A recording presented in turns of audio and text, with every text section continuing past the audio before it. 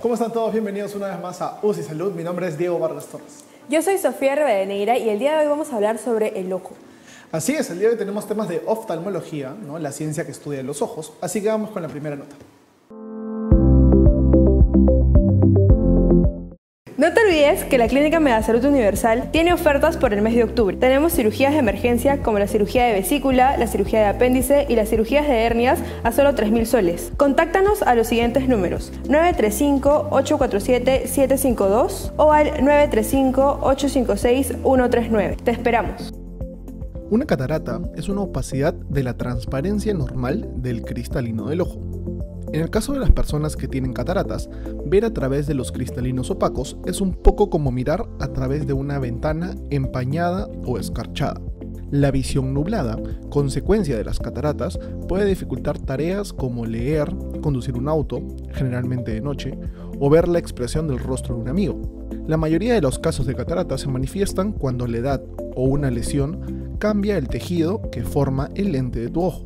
Algunos trastornos genéticos hereditarios que provocan otros problemas de salud pueden aumentar el riesgo de padecer cataratas. Las cataratas también pueden ser provocadas por otras afecciones oculares, cirugías anteriores de los ojos o afecciones como la diabetes. El uso de medicamentos esteroides a largo plazo también puede provocar cataratas. Las cataratas se desarrollan lentamente y no alteran la vista en etapas tempranas. Sin embargo, con el tiempo, las cataratas terminan interfiriendo en tu visión. Al principio, una mayor iluminación y unos anteojos pueden ayudar a lidiar con las cataratas. No obstante, si la alteración de tu visión interfiere en tus actividades habituales, podrías necesitar cirugía de cataratas. Afortunadamente, la cirugía de cataratas por lo general es un procedimiento seguro y eficaz. Los signos y síntomas de las cataratas incluyen lo siguiente: visión opaca, borrosa o tenue, mayor dificultad para ver de noche, sensibilidad de la luz y el resplandor, necesidad de luz más brillante para leer y realizar otras actividades, visión de halos alrededor de las luces, cambios frecuentes en la prescripción de tus anteojos o lentes de contacto, pérdida de colores o color amarillento y visión doble en un solo ojo. Al principio, la opacificación de la visión provocada por una catarata puede afectar únicamente una pequeña parte del lente del ojo, y puede que no te des cuenta de la pérdida de visión. A medida que la catarata crece, opacifica más el lente y distorsiona la luz que pasa por este. Esto puede provocar síntomas más evidentes.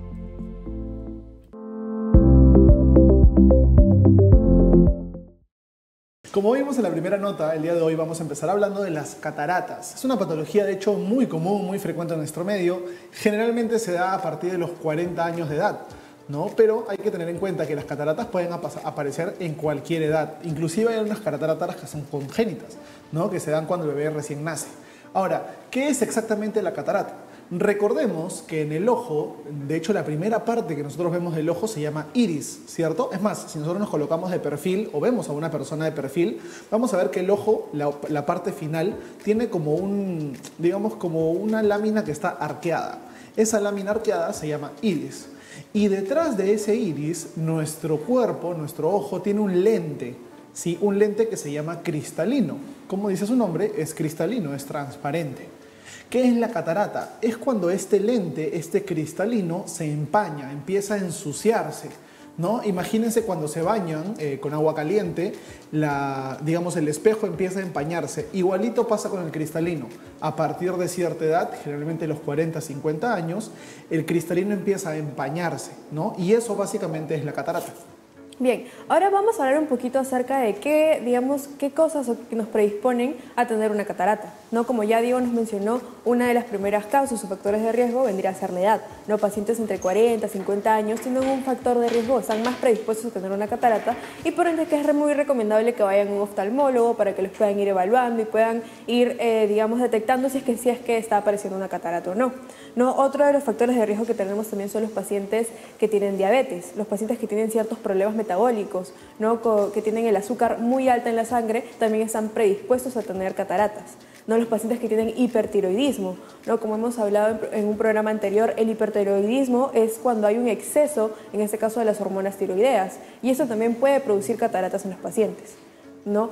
Otro, digamos, tipo de catarata que también tenemos es la catarata congénita, ¿no? Y un factor de riesgo para que un bebé tenga una catarata congénita, que es decir, una catarata al momento de que ya nace, ¿no? Es una infección por ciertas bacterias, por ciertos virus, ¿no? Otro de los factores de riesgo también que tenemos son los traumas oculares, ¿no? Quizás golpearse el ojo, quizás haberse incrustado algo en el ojo también nos predispone a tener una catarata. Otro de los factores de riesgo que también tenemos es el consumo de ciertos medicamentos de manera crónica, ¿no? En este caso, como siempre les hemos dicho y siempre les hemos recomendado, los medicamentos siempre se deben ser recetados por un médico, ya que este doctor va a tener un control acerca de las dosis, acerca del tiempo del tratamiento, para evitar ciertas complicaciones que se pueden presentar con ciertos medicamentos, ¿no? Otro factor de riesgo también es el consumo del tabaco y del alcohol, ¿no? El consumo del tabaco va a producir ciertas lesiones en el cristalino que van a producir las cataratas, pero si es que la persona que consume el tabaco deja de consumir, estas lesiones se pueden resolver y pueden no progresar una catarata, ¿no? También tener en cuenta de que los pacientes con VIH o con SIDA también están predispuestos a tener cataratas. Así es, entonces ya que sabemos un poquito de qué se trata la catarata, sabemos más o menos qué nos conlleva esta, hay que ver qué sintomatología, qué síntomas, qué signos se van a presentar en el paciente. Y ahora recordemos una vez más que este cristalino es como un lente que está dentro del ojo y se empieza a empañar. Por lo tanto, los pacientes que tienen catarata se van a quejar de la vista. Generalmente lo notan cuando están manejando de noche, ¿no? No logran ver más allá de la carretera, de repente cuando hay una luz que viene de otro carro empiezan a desenfocarse un poco, sufren de mareos también. Y esta patología, digamos que no solamente es de un ojo, sino que generalmente es bilateral, ¿no? En ambos ojos. Entonces, este cristalino empieza a empañarse, empieza a opacificarse y el paciente va a tener una miopía un poco más agudizada, ¿no? Si de por sí ya no podía ver bien, ahora va a sufrir un poquito más porque este lente está opaco, ¿no? Entonces, más o menos esas son las sintomatologías que se dan en la catarata inicial. Ahora, esta catarata inicial va a ir progresando si es que no se trata, ¿no? Y va a llegar a una catarata final que es la ceguera, ¿no? Si ese lente se sigue opacificando y se sigue opacificando y se va nublando cada vez más, va a llegar un punto en que el lente va a estar completamente opaco y no va a poder ver y el paciente va a perder la vista, ¿cierto? Ahora, esta ceguera, esta pérdida de vista es reversible, es decir, por medio de una cirugía láser, esa catarata se puede corregir o inclusive se puede retirar el cristalino y colocar ahí un lente intraocular, un cristalino de reemplazo, si quieren verlo así, que va a permitir que el paciente pueda ver nuevamente, ¿no? ¿Por qué? Porque no es un problema del ojo, no es un problema de los nervios, no es un problema de la presión. Es un problema que hay algo que se ha metido en la vista que lo está tapando. Si tú lo retiras o lo limpias, va a mejorar la visión del paciente. Ahora, en cuanto a la prevención, no se han visto estudios, digamos, 100% efectivos o 100% comprobados, los cuales digan que las vitaminas, que cierto tipo de dieta, que cierto tipo de medicamentos vayan a prevenirnos contra la catarata, ¿sí? Son estudios controversiales, no hay un 100% de comprobación aún. Así que, tal como prevenir, no hay algo así. Lo que sí hay que tener en cuenta es visitar al oftalmólogo seguido, ¿no? A partir de los 40 años, por lo menos una vez al año, para asegurarnos de que nuestro cristalino está íntegro, que nuestra presión ocular está bien, que no estamos teniendo un glaucoma incipiente, ¿no? Entonces, ahora que conocemos un poquito más sobre las cataratas, vamos a ir con las preguntas que nos han hecho ustedes por redes sociales. Vamos con la pregunta de redes.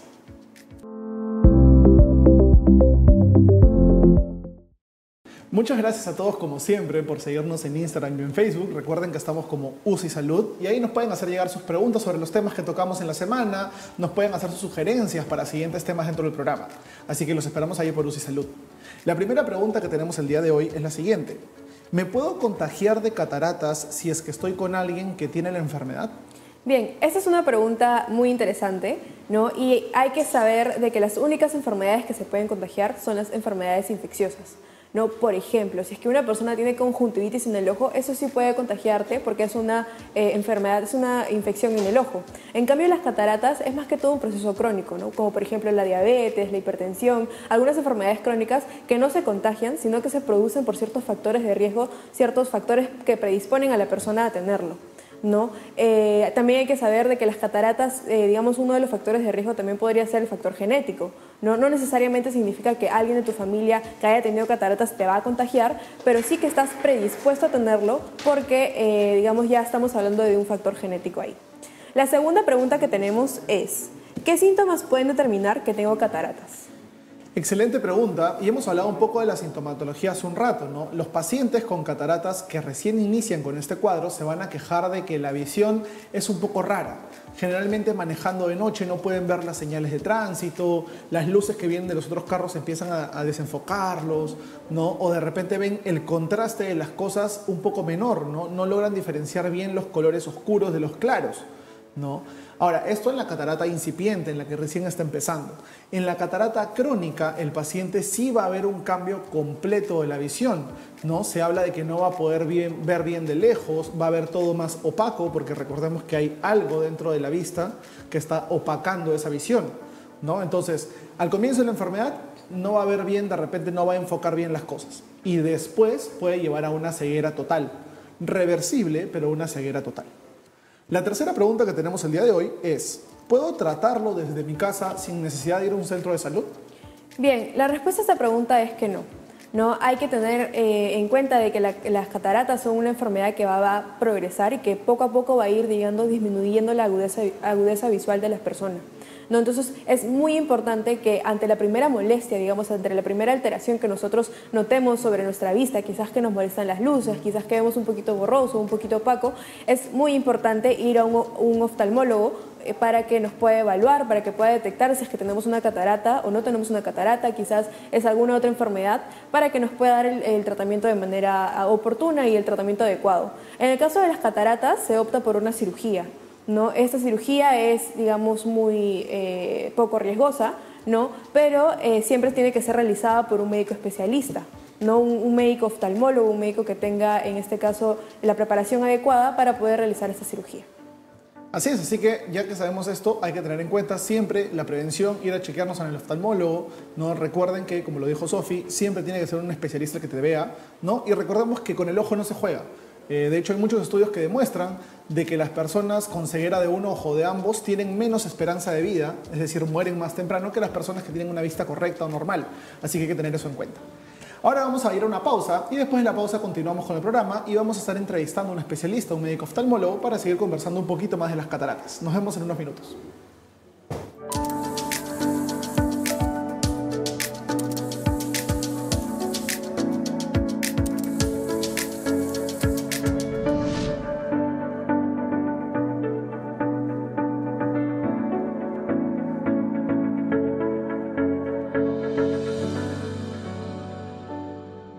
No te olvides que la Clínica Medasalud Universal tiene ofertas por el mes de octubre. Tenemos cirugías de emergencia como la cirugía de vesícula, la cirugía de apéndice y las cirugías de hernias a solo 3.000 soles. Contáctanos a los siguientes números: 935-847-752 o al 935-856-139. Te esperamos.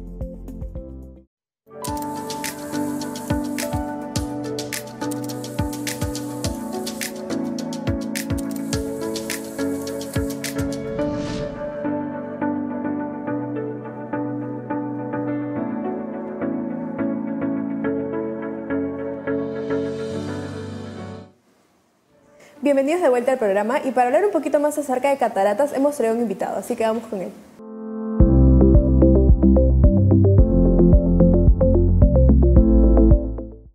Así es, vamos a seguir conversando un poquito más sobre las cataratas y para eso está con nosotros el doctor Walter Benítez, él es médico oftalmólogo. Doctor, bienvenido al programa, gracias por estar con nosotros.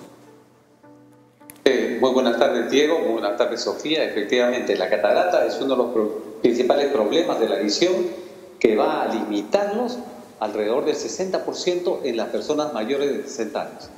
A partir de los 40 años, el lente natural que tenemos las personas, que debería ser transparente, que se llama cristalino, este es un lente natural que nos permite enfocar en la retina, se va a ir deteriorando a partir de los 40 años. Y ya a partir de los 50 años se dice que el 58% de la población tiene opacificaciones de este cristalino. Claro, claro, doctor, como usted decía, ¿no? A partir de cierta edad, digamos que este cristalino empieza a pacificarse, empieza a ponerse como una ventana sucia, ¿cierto? Y eso va a afectar la visión del paciente. Ahora, doctor, si un paciente, digamos, por degeneración de edad o ya sea por una enfermedad, empieza a tener estos síntomas de repente de ver un poco borroso, ¿no? O de marearse o ver doble, ¿cuál es el tratamiento que se le da? ¿Es un tratamiento médico? ¿Es un tratamiento quirúrgico? ¿Cómo es el tratamiento de la catarata? Y lamentablemente el tratamiento es únicamente quirúrgico, ¿no? Vienen a la consulta en ocularse muchos pacientes diciendo, doctor, prescríbame unas gotitas. No existe, vitaminas, no existe que vayan a detener o revertir una catarata.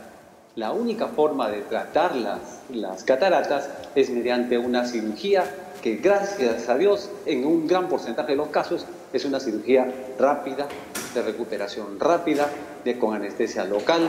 En 15 a 30 minutos el paciente va a recuperar su visión y la catarata no se le va a volver a presentar más. Es una catarata ejecutada en forma correcta, nos va a devolver la visión. Lo que habría que hacer es precisar adecuadamente el momento oportuno para operarle, usar las técnicas más adecuadas para cada paciente. Como en todo, hay cataratas sencillas y cataratas complejas. La habilidad de su cirujano va a resolver las sencillas y las complejas, ¿no? Claro, doctor, qué bueno saber de que existe un tratamiento que va, digamos, a tratar la catarata de manera correcta para que la persona pueda volver a recuperar su visión de manera normal, ¿no? Doctor, hablando un poquito acerca de los factores de riesgo, como usted nos mencionó al principio, la edad es uno de ellos, ¿no? ¿Y la predisposición genética también sería un factor de riesgo?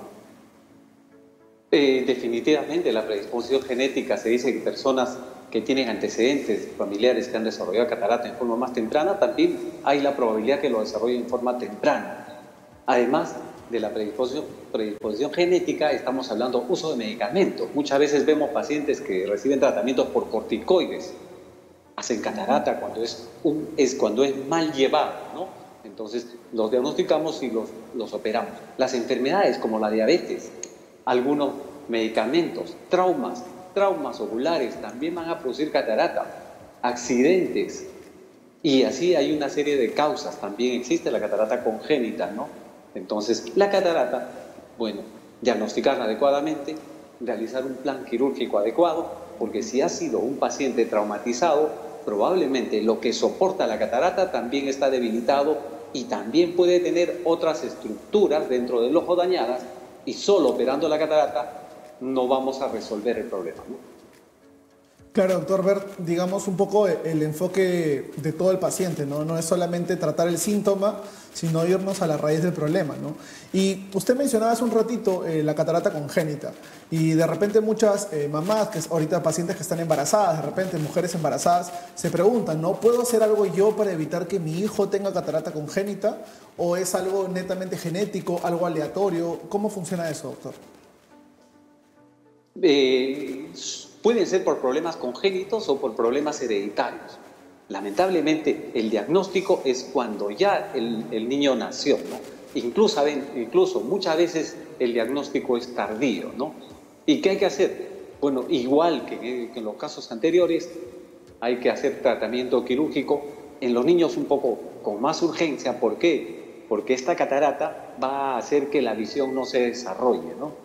En el adulto va a producir mala calidad de vida, va a producir discapacidad visual, y está probado también, hay estudios que demuestran que las personas operadas de catarata vivirían más tiempo que los no operados. ¿Y esto por qué? Porque una persona con catarata cruza la pista muchas veces sin ver y es atropellado, pisa sitios que cree ver y se tropieza y se fractura la cadera, y viene una serie de procesos infecciosos que le van a llevar a mala calidad de vida, mala calidad de visión y muerte en forma temprana, ¿no? Entonces, la catarata, el tratamiento va a ser siempre quirúrgico a resolver. Anteriormente resolvíamos mediante cortes, actualmente es con facoemulsificación, que es ultrasonido, y también operamos ya con láser de femtosegundo, haciéndole una cirugía muy segura. Claro, doctor. Bueno, es muy importante saber de que la cirugía, en este caso, tanto para los niños como para los adultos, es una cirugía segura y que debe ser realizada por un médico especialista, ¿no? Doctor, en este caso, hablando un poquito acerca sobre las complicaciones que se pueden presentar en un paciente con cataratas, ¿es posible que las cataratas los predispongan a tener más infecciones oculares? Más que infecciones oculares, muchas veces la catarata puede producir bloqueo del drenaje del humor acuoso, produciendo un glaucoma. Puede caerse un cristalino deteriorado hacia la parte posterior del ojo, produciendo fenómenos irritativos y puede perder la visión.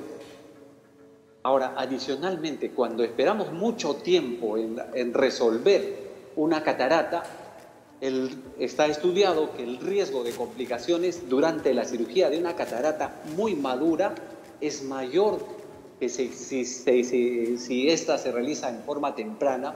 Entonces las recomendaciones antes eran: espere usted que madure todavía su catarata.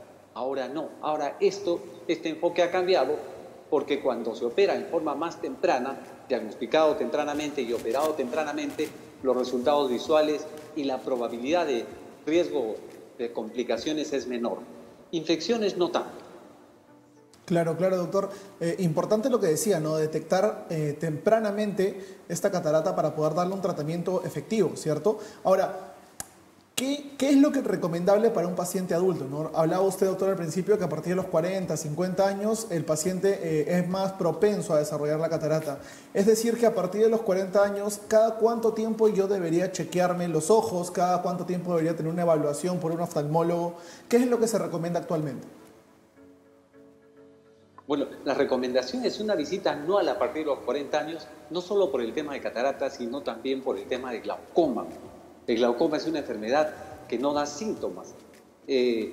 No hay dolor, no hay ojo rojo, no hay molestias y el paciente no va al oftalmólogo por glaucoma. Le detectamos por un chequeo preventivo. Entonces la recomendación es un chequeo preventivo. Ahora las personas también, en cuanto a la catarata, no van por el síntoma que estoy viendo menos, sino es cuando le chequeamos y vemos, me refiero a las incipientes, ¿no? Le chequeamos y vemos que ya hay opacificaciones, ya frente a la luz baja su visión, la sensibilidad de contraste de su visión es inadecuada, o empiezan a tener miopía o hipermetropía, entonces tienen una visión alterada. Ahí recién es donde descubrimos que el paciente tiene el problema. Entonces, chequearse con el oftalmólogo después de los 40 años, una vez al año, sería lo recomendable. Ok, doctor. Entonces, ya saben todas las personas que nos están viendo, a partir de los 40 años, no importa si eres varón o mujer, es importante ir al oftalmólogo para poder revisar no solamente el tema de cataratas, sino algunas otras patologías que puedan existir. ¿No, doctor? Le agradecemos mucho por su tiempo el día de hoy y lo comprometemos para estar con nosotros en el siguiente bloque para seguir conversando.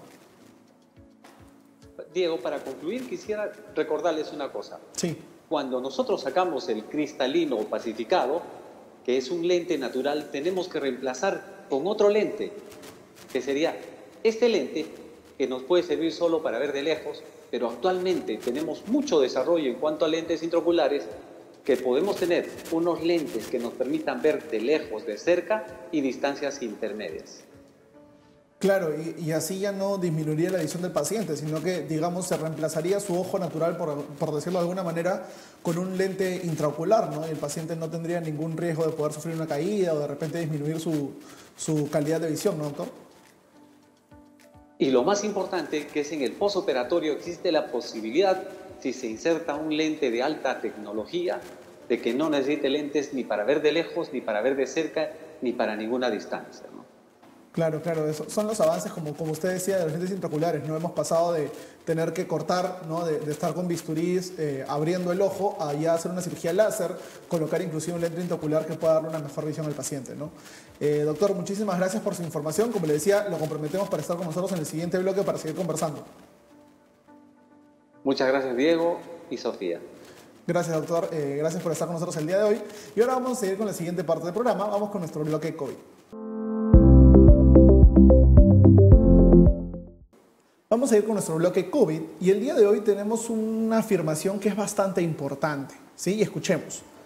¿Por qué los bebés y niños pequeños no deben utilizar mascarilla?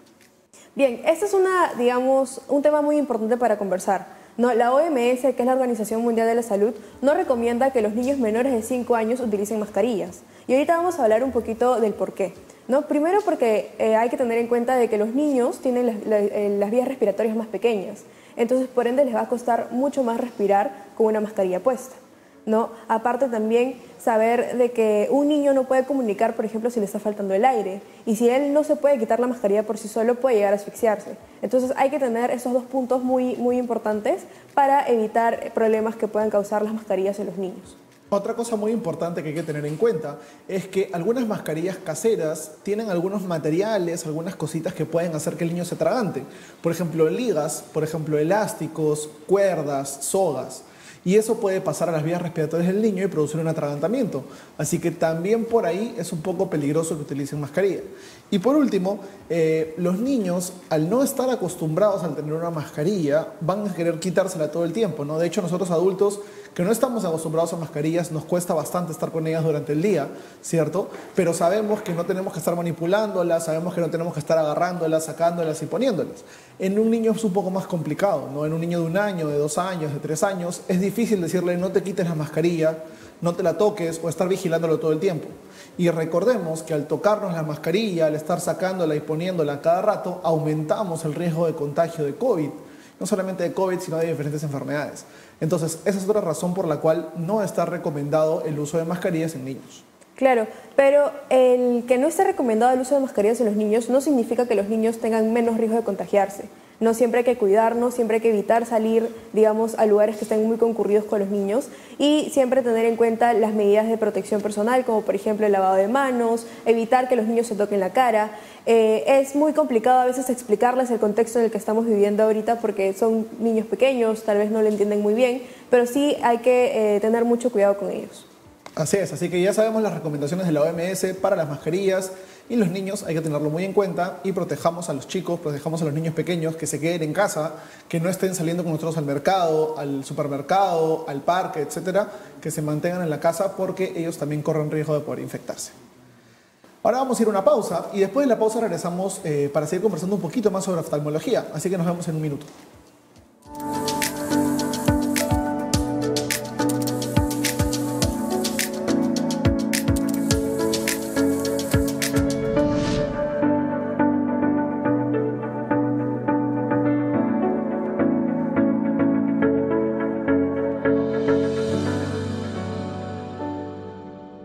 No te olvides que la Clínica Megasalud Universal tiene ofertas por el mes de octubre. Tenemos cirugías de emergencia como la cirugía de vesícula, la cirugía de apéndice y las cirugías de hernias a solo 3.000 soles. Contáctanos a los siguientes números: 935-847-752 o al 935-856-139. Te esperamos. Un orzuelo es un bulto rojo y doloroso cerca del borde del párpado, que puede verse como un grano o una espinilla. Los orzuelos suelen contener pus y usualmente se forman en el lado externo del párpado, aunque a veces pueden formarse en el lado interno. En la mayoría de los casos, el orzuelo comenzará a desaparecer solo en un par de días.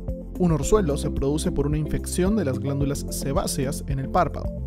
La bacteria estafilococo es la responsable de la mayoría de estas infecciones. Sin embargo, tienes mayor riesgo de padecer un orzuelo si te tocas los ojos sin lavarte las manos, te colocas los lentes de contacto sin desinfectarlos a fondo o sin lavarte las manos primero, no te quitas el maquillaje de los ojos antes de acostarte y si usas productos cosméticos viejos o vencidos. Los signos y síntomas de un orzuelo son los siguientes: un bulto rojo en el párpado parecido a un grano o una espinilla, dolor en el párpado, hinchazón y lagrimeo. La mayoría de los orzuelos son inofensivos para el ojo y no afectan la capacidad de ver claramente.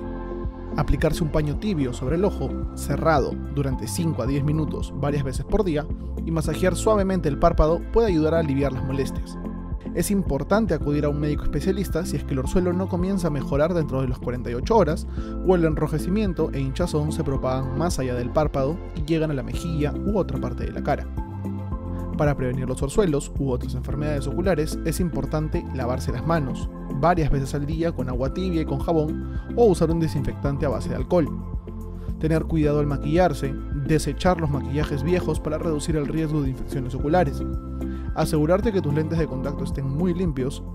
Lávate bien las manos antes de manipularlos y sigue los consejos de tu médico para desinfectarlos. Y aplicar compresas tibias. Si tuviste un orzuelo antes, el uso regular de una compresa puede ayudar a prevenir que regrese.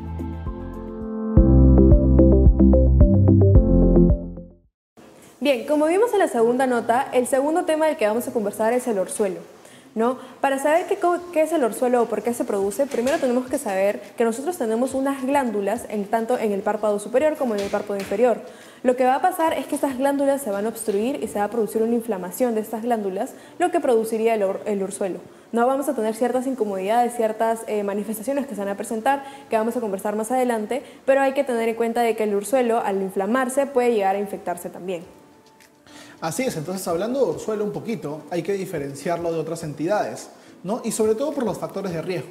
Si estamos quedando, como nos dijo Sofi, de que es una inflamación que se forma a nivel del párpado, todo lo que tenga que ver con este párpado que lo inflame va a ser un factor de riesgo. Por ejemplo, el maquillaje, ¿no? Hay veces que nosotros usamos maquillaje, sobre todo las mujeres, se delinean la parte de los párpados, ¿no?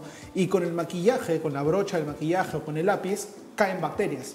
Y estas bacterias pueden ingresar a estas pequeñas glándulas y bloquearlas, ¿no? Como cuando tiras el papel por el excusado o por el water, ¿no? Y se bloquea todo el sistema de alcantarillas. Se va a bloquear y no va a dejar que el agua drene. Igualito va a pasar en el ojo y esa glándula se va a inflamar, se va a inflamar, se va a inflamar y vamos a tener como un tumorcito en el ojo, ¿no? Otra cosa que puede pasar es la blefaritis crónica. La blefaritis es la inflamación del párpado, ¿no? Por diferentes razones, esa glándula se vuelve a bloquear y se inflama de vez en cuando, ¿no? Eso también es un factor de riesgo. Se ha visto que los pacientes que tienen rosácea, ¿no? Una enfermedad autoinmune, la rosácea, está muy vinculada también al orzuelo. Entonces, ese también es un factor de riesgo para tener en cuenta.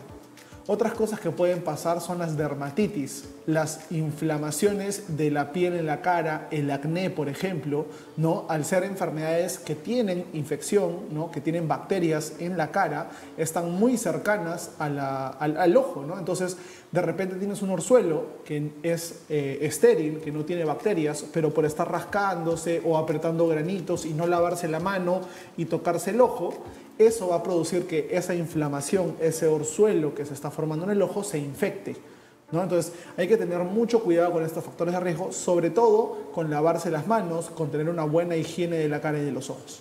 Claro, hablando un poquito acerca sobre las molestias que van a producir el orzuelo, tenemos en cuenta primero el absceso, ¿no? Es una acumulación de pus que se va a producir en los párpados por una infección, en este caso de las glándulas que están obstruidas, ¿no? También podemos sentir o podemos detectar un aumento de la temperatura en esta parte de los ojos debido a la inflamación, debido al proceso inflamatorio que se está causando ahí, ¿no? Otra, digamos, de las molestias que vamos a tener es que también vamos a ver que se va a, digamos, a hinchar un poquito nuestro ojo debido a la inflamación y nos lo vamos a sentir caliente, hinchado, inclusive puede llegar, digamos, a comprometer un poquito la vista por obstrucción, ¿no? También vamos a tener mucho dolor, ¿no? Algo que va a caracterizar en este caso al orzuelo es el dolor que va a sentir la persona, la molestia que va a sentir la persona tanto al momento de abrir y cerrar los ojos como al momento de intentar descansar, ¿no? También tener en cuenta que se pueden formar ciertas pápulas o pústulas que vendrían a ser una acumulación de pus en los párpados y esto también es una manifestación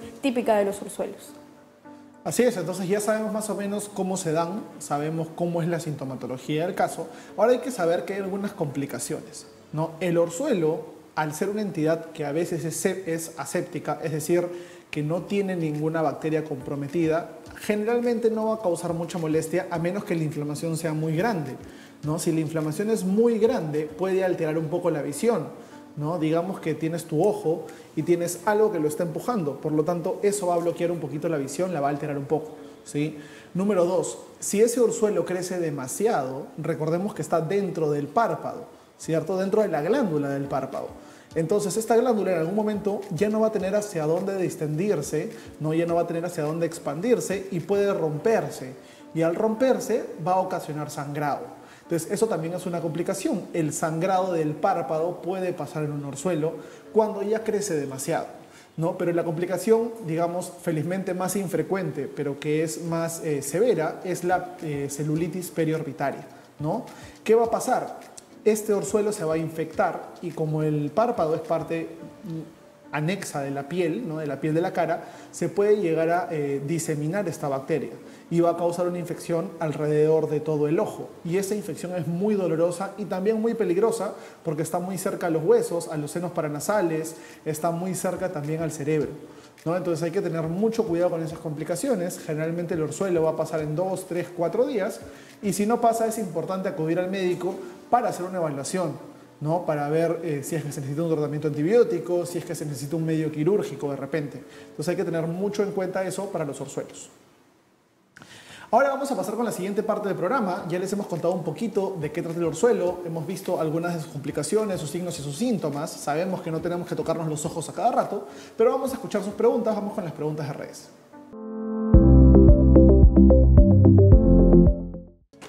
Bien, antes de empezar con nuestras preguntas de redes, como siempre queremos agradecer a todas las personas que nos escriben. Recuerden que nos encuentran en Facebook y en Instagram como UCI Salud. Ahí van a encontrar información sobre los temas que vamos a conversar, nos pueden dejar algunas sugerencias también y también las preguntas que tengan acerca de los temas que hemos conversado.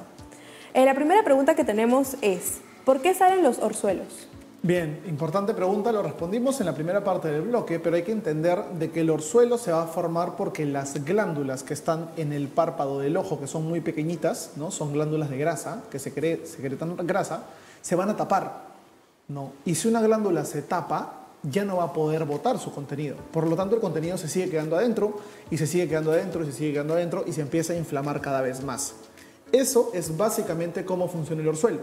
Ahora, este orzuelo que se está encapsulando, que está dentro de la glándula, que sigue creciendo, puede infectarse si es que nosotros nos manipulamos a cada rato con los dedos el ojo, si es que de repente no nos lavamos las manos y nos estamos limpiando el lente de contacto o los lentes inclusive, o estamos manipulando a cada rato la hinchazón, ¿no? Básicamente el orzuelo es esta glándula que no puede botar su contenido y empieza a crecer y a crecer y a crecer y crea molestias en el ojo. La segunda pregunta que tenemos es, ¿qué riesgos presenta el tener orzuelo? Bien, para contestar esa pregunta, lo que vamos a conversar un poquito es acerca de las complicaciones, ¿no? Tener un orzuelo y no tratarlo de manera oportuna puede presentar ciertas complicaciones, ¿no? Como digo, ya nos hablé un poquito anteriormente, una de las complicaciones que pueden presentar es una celulitis periorbital, ¿no? En este caso es una inflamación del tejido subcutáneo que se encuentra alrededor del ojo, ¿no? Esto puede llegar a comprometer también la agudeza visual, ¿no? Y también, digamos, una de las complicaciones más graves que se podría presentar en este caso es una infección en el cerebro, una infección en el sistema nervioso central, ya que si nosotros vemos la anatomía un poquito, el ojo está muy cerca al cerebro, ¿no? Entonces, una infección que se produce cerca al ojo o, digamos, ya en los párpados, puede pasar fácilmente hacia el cerebro y producir una infección cerebral también, ¿no? Otras de las, digamos, complicaciones que también podrían presentar son hemorragias, ¿no? Hablando un poquito acerca de cómo se produce el orzuelo, hay una obstrucción de las glándulas, hay una inflamación y esta inflamación va a producir que los vasos sanguíneos empiecen a agrandarse, ¿no? Que los vasos sanguíneos aumenten su calibre y esto, aparte de permitir la salida de células inflamatorias, también va a producir la salida de sangre y eso puede producir hemorragias también en el ojo. Entonces, mucho cuidado con los orzuelos, es muy importante tener un tratamiento de manera oportuna, un tratamiento indicado netamente por un médico, no por, digamos, una amiga, no por una persona que hayamos conocido o que quizás por la farmacia, sino por un médico que sea especialista, que tenga conocimiento sobre el tema, porque a pesar de ser, digamos, una enfermedad pequeña, puede llegar a causar ciertas complicaciones que son muy graves. La tercera pregunta que tenemos ¿es necesario ir a un centro de salud por tener orzuelo? Bien, buena pregunta. Generalmente el orzuelo va a resolverse solo en 3, 4, 5 días. ¿Cómo? Con medios físicos. Vamos a aplicar pañitos en el ojo, no durante 15, 20 minutos, cada 3 a 4 horas, y ese orzuelo va a ir disminuyendo su tamaño de inflamación si es que no hay una infección asociada, ¿no? Entonces, si nosotros nos ponemos pañitos 3 días, 4 días y no resuelve la infección, es momento de acudir a un centro de salud para ver si es que ese orzuelo de repente no solamente es la hinchazón, sino que ahora está infectado, ¿no? Y si está infectado hay que recibir un tratamiento antibiótico que tiene que indicar netamente el médico, porque son antibióticos especiales. De repente no es la pastilla que tomabas, de repente son gotitas, ¿no? Entonces ese medicamento lo tiene que dar exclusivamente el médico. Entonces, en casa, si es que hay un orzuelo, tratarlo con medios físicos, con pañitos, lavándonos las manos, no estando manipulando a cada rato la lesión ni los ojos, ¿no? Y si ese, digamos, este medio físico no funciona, no hace que se resuelva el resuelvo en 3, 4, 5 días, acudir a un médico porque es importante que lo vea para dar el tratamiento adecuado.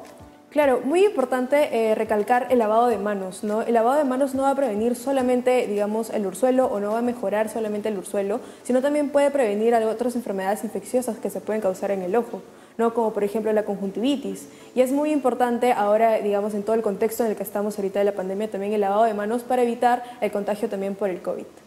Así es, entonces ya que conversamos un poquito con ustedes sobre todo esto, les agradecemos por estar con nosotros, les agradecemos por preguntarnos. Ya saben que nos pueden escribir en Facebook y en Instagram como UCI Salud y estamos prestos a resolver todas sus dudas.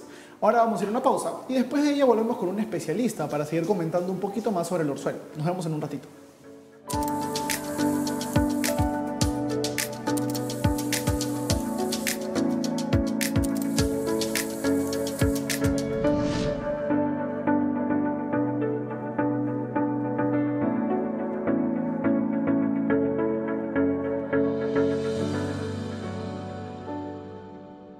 No te olvides que la Clínica Megasalud Universal tiene ofertas por el mes de octubre. Tenemos cirugías de emergencia como la cirugía de vesícula, la cirugía de apéndice y las cirugías de hernias a solo 3.000 soles. Contáctanos a los siguientes números: 935-847-752 o al 935-856-139. Te esperamos.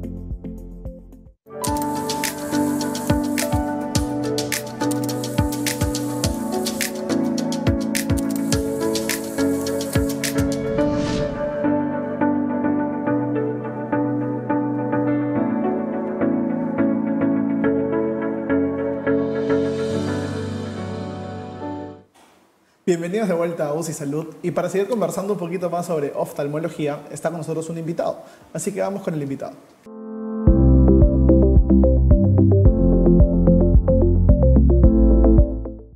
Así es, el día de hoy estamos nuevamente con el doctor Walter Benítez, él es médico oftalmólogo. Doctor, bienvenido nuevamente.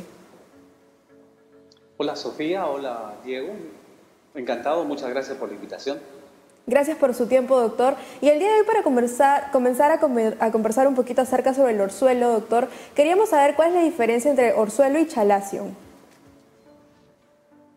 Y la diferencia es un síntoma muy pequeño. Generalmente el chalazion, cuando uno lo toca, no duele. El orzuelo generalmente hay dolor y puede ser un dolor incluso muy intenso. Ambos están situados a nivel del borde del párpado, ambos son tumoraciones, generalmente más irritativo, más rojo va a ser el orzuelo, porque es un procedimiento infeccioso activo y no está englobado. El chalazion, la diferencia es que ya está englobado por una capsulita interior dentro del ojo, ¿no? Claro, entonces, el síntoma diferencial, dolor, ¿no? Bien, doctor, usted mencionaba un poco que en el orzuelo el problema es netamente de una bacteria, ¿cierto? Una bacteria que coloniza y que se ubica a nivel del párpado, ¿verdad? Ahora, si es una bacteria, si el problema del orzuelo es completamente bacteriano, ¿quiere decir de que el tratamiento siempre va a ser con antibiótico? El tratamiento es con antibiótico. El tratamiento es con antibiótico. No necesariamente la causa es una bacteria, ¿no? Sino que los fenómenos irritativos van a predisponer y van a generar el proceso infeccioso que es el orzuelo, ¿no? Claro, doctor. Muy importante tener en cuenta de que la causa no es netamente bacteriana, o sea, no es netamente por una bacteria, pero sí es que hay un riesgo de que este orzuelo se infecte y por eso se tiene que dar antibióticos, ¿no? Recordar que los antibióticos siempre son recetados por un médico. No son los antibióticos que nos recomienda en la farmacia o quizás una amiga o una conocida, ¿no? Doctor, la siguiente pregunta que tenemos para usted es, ¿qué medidas que no sean, hablando de medicamentos, puede tener una persona para prevenir el orzuelo o para darle, digamos, tratamiento y calmar las molestias? Bueno, una de las principales causas del orzuelo es la presencia de caspita o presencia de secreciones en el borde del párpado o irritación en el borde del párpado. En el borde del párpado tenemos unas glándulas muy pequeñitas que son glándulas de grasa. Estas glándulas se pueden obstruir, generar proceso inflamatorio y luego infectarse. Cuando está infectado, lo que vamos a tener es todo el proceso del orzuelo con parpadito, con tumoración, dolor y irritación, parte roja de eso, ¿no? Lo que tenemos que hacer es aplicar pañitos de agua tibia por 10 minutos cada 3 horas. Si esto no resolviese, debemos acudir al oftalmólogo para que haga el tratamiento médico. Si el tratamiento médico no resuelve, recién tenemos que ir a hacer un tratamiento quirúrgico, ¿no? No es recomendable estar hurgando, estar pellizcando, usar una agujita para drenar, porque eso puede generar y agravar el proceso infeccioso, ¿no? Y además de producir mayor inflamación en los ojos. Claro, importante, doctor, eso último que dice, ¿no? No está recomendado o no es recomendable el estar manipulando la lesión, ¿cierto? Porque eso, además que puede hacer que se siga inflamando cada vez más, puede incluso sobreinfectar este orzuelo, ¿cierto? Y ahí sí ya vamos a tener un problema de repente un poquito mayor. Y además que el orzuelo también puede ser doloroso, ¿no? Entonces hay que tener eso en cuenta para las personas que nos están mirando, ¿no? Doctor, este orzuelo que se forma, digamos, en el párpado, ¿puede comprometer la agudeza visual, la capacidad de visión de la persona? Si el orzuelo es demasiado voluminoso y va a comprimir el ojo, definitivamente puede alterar la visión. Incluso muchas veces vemos pacientes con los párpados casi cerrados por orzuelo. No es lo más frecuente, pero suele suceder. Recordar nomás que la circulación de esta parte va a drenar a los senos cavernosos.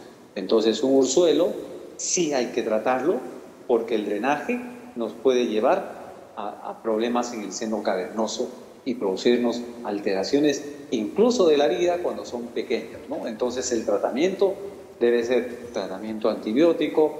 Si es que pasó 1 o 2 días, 3 días que el ojito no ha resuelto, inmediatamente acudir al oftalmólogo para que le dé tratamiento, ¿no?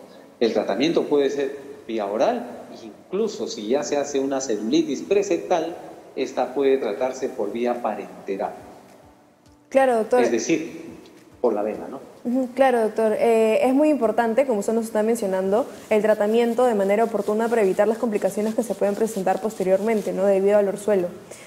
Doctor, hablando un poquito acerca sobre, digamos, los contagios, ¿el orzuelo es contagioso? Y si fuera contagioso, ¿cuáles son las medidas que se deben de tener para evitar, digamos, contagiarlo a otras personas? Bueno, lo que nos vamos a contagiar son las infecciones. Ahora con el COVID, lavarse las manos. Antes también, pero ahora con mayor intensidad. Pero el orzuelo ni el chalacio no se contagian a través de la mano, ¿no? Para el orzuelo tiene que haber condiciones en el ojo. Y estas condiciones se presentan, por ejemplo, en pacientes que tienen acné o rosácea. Entonces, ellos tienen las condiciones de alteración del metabolismo de las grasas y estas grasas se van a obstruir con facilidad. Personas que tienen caspita en las pestañas, y eso va a producirse, por ejemplo, en personas mayores de edad o en personas jóvenes, donde vamos a tener que es la mayor incidencia de los orzuelos y de los chaláceos. Además, evitar el uso de cosméticos compartidos, porque podemos infectar, generar un proceso irritativo y hacer que estas glándulas se obstruyan. Cuando utilizan delineadores, tratar de no acercarse al borde, porque ahí está la boquita de las glándulas que van a producir grasa en forma normal. Pero cuando estas las inflamamos, se van a obstruir y van a producir los orzuelos o los chaláceos. Bien, doctor. Y un poco para ir terminando esta entrevista, como última pregunta, me gustaría hacerle, ¿qué complicaciones tiene en el paciente este orzuelo? Usted hablaba un poco de la celulitis periorbitaria o preseptal, si no me equivoco, doctor. ¿Podría explicarnos un poquito más de eso? Mira, el orzuelo, como es un proceso infeccioso que no está limitado, entonces puede infectar todas las áreas vecinas del ojo y requerir tratamiento endovenoso. ¿Por qué? Porque el drenaje de las zonas, de las zonas alrededor del ojo van a ser a los senos cavernosos, al cerebro. Entonces, no queremos que los focos infecciosos se trasladen al cerebro, ¿no? Esto es en los casos extremos, grandes. Generalmente tienen un curso más sencillo, evolutivo más rápido. Es más, con tratamientos caseros generalmente pasan hasta solos, ¿no? Y se convierte en un chalacio. Pero sí, si esto no se resuelve, hay que tener presente que puede ser peligroso y no hay que estar manipulándolos, ni menos purgándolos o hincándolos, aun cuando usemos una aguja estéril, ¿no? Claro, doctor, importante eso, ¿no? Como que quede como mensaje final el hecho de que no estar hurgando en el orzuelo, no estar apretándolo, no estar jugando con él, no estar manipulándolo con las manos, porque nuestras manos están sucias y puede sobreinfectarse, puede inclusive inflamar más la zona, entonces hay que tener eso muy en cuenta. Doctor, le agradecemos mucho por estar con nosotros y por compartir su tiempo para explicarnos un poquito más sobre el orzuelo. Muchas gracias, Diego y Sofía. Gracias, doctor. Muchísimas gracias por su tiempo. Así que ahora vamos a continuar con el programa. Vamos a ir con la siguiente parte, que es el diccionario médico. Bien, la primera palabra que tenemos el día de hoy para nuestro diccionario médico es mialgia. ¿Ok? Esta palabra hace referencia al dolor muscular. ¿No? Puede ser causado, por ejemplo, por un ejercicio físico muy intenso, puede ser causado quizás por un golpe, pero también por ciertas enfermedades como, por ejemplo, una infección tal vez, ¿no? que se produzca en la pierna, que esté comprometiendo los músculos, que pueda causar cierto dolor, ¿no? Hay que tener en cuenta de que los dolores musculares a causa de ejercicio se van a provocar después de un ejercicio físico muy intenso, ¿no? Van a ser dolores que se van a producir solamente cuando intentemos mover digamos, la pierna o el brazo, a diferencia de los dolores que se pueden causar por una infección o por alguna otra razón que pueden estar inclusive cuando estamos en reposo. Así es, la segunda palabra que tenemos el día de hoy es la eutanasia. Esta palabra es un poco, digamos, complicada, es un poco controversial, ¿cierto? ¿Por qué? Porque la eutanasia es o hace referencia a la muerte asistida, ¿no? Es al dejar de hacer algunas acciones o algún tratamiento para que el paciente fallezca después de haber o teniendo una enfermedad crónica, una enfermedad terminal, en estado terminal, ¿no? Ahora, diferenciamos dos cosas. Hay una eutanasia activa, en la cual el médico hace un procedimiento, ejecuta un procedimiento para que el paciente deje esta vida. Y la eutanasia pasiva, en la cual el médico quita los suministros de soporte, retira la ventilación, retira la medicación para que el paciente se vaya de esta vida, ¿no? Ahora, esto es por expreso pedido del paciente, ¿no? Es netamente porque el paciente lo pidió, firma un consentimiento informado y demás, y hay algunos países en los cuales esto es legal y otros no. En el Perú la eutanasia no es legal, ¿sí? No está permitida, está penada por la ley. Entonces, ahora ya sabemos un poco qué cosas son las mialgias, qué cosa es la eutanasia, y hemos aprendido un poquito más sobre medicina. El día de hoy hemos tenido un programa referente a oftalmología. Sofía, creo que ha sido bastante informativo para todos. Sí, en verdad, muchas gracias como siempre por estar aquí con nosotros. Nosotros siempre traemos muchos temas interesantes, tal vez algunas enfermedades que son muy comunes acá en el Perú, para que las podamos detectar de manera oportuna y puedan recibir un tratamiento también. Así es, recuerden que pueden estar con nosotros de lunes a viernes a las 9 de la mañana y a las 2 de la tarde por aquí por UCI, y nos pueden seguir en redes sociales. Estamos en Facebook y en Instagram como UCI Salud. Nos vemos el día de mañana, que estén bien, cuídense.